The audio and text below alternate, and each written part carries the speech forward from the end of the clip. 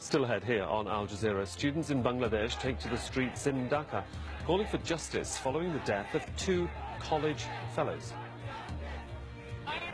Are calling to say of young people of future.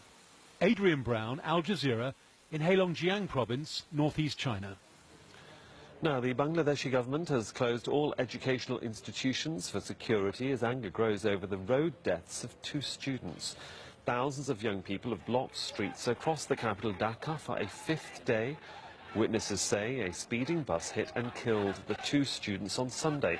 Now, the protesters are calling for the arrest of the driver and better road safety measures. Tanvir Chowdhury is our correspondent and is following events for us from the Bangladeshi capital. I mean, is this protest by the students just about the deaths, Tanvir, or the general sort of law and order environment overall? I think it's an overall frustration. I mean, we have seen protests by the students over quota reform. That has not been accepted by the government. Many of the students were beaten up by the government party students.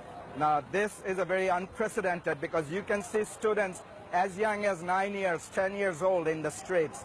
Average age probably would be around 13 to 18 years old or 21 years old, college students from high school, junior high.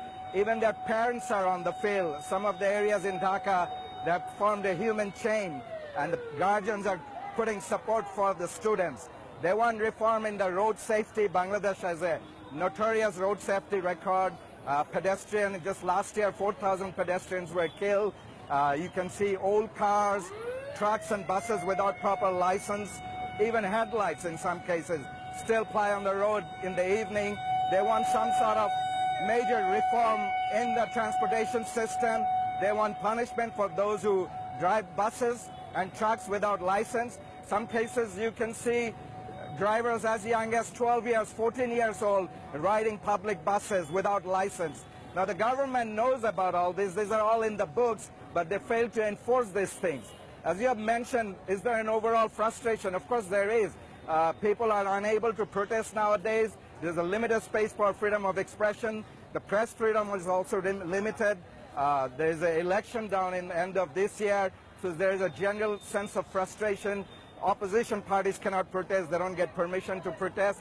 So there is an overall frustration. Otherwise, you wouldn't see this sort of unprecedented number of students in the street all across the country. Indeed. Just give us a sense then. I mean, behind you, obviously, lots of people have gathered. We can hear the police sirens or certainly emergency services sirens in the background. What is the atmosphere there like on Thursday? Okay, I'm in a place, this place is called Farmgate. It's one of the busiest intersections in the city. You don't see as much traffic. Behind me, a bunch of students have gathered.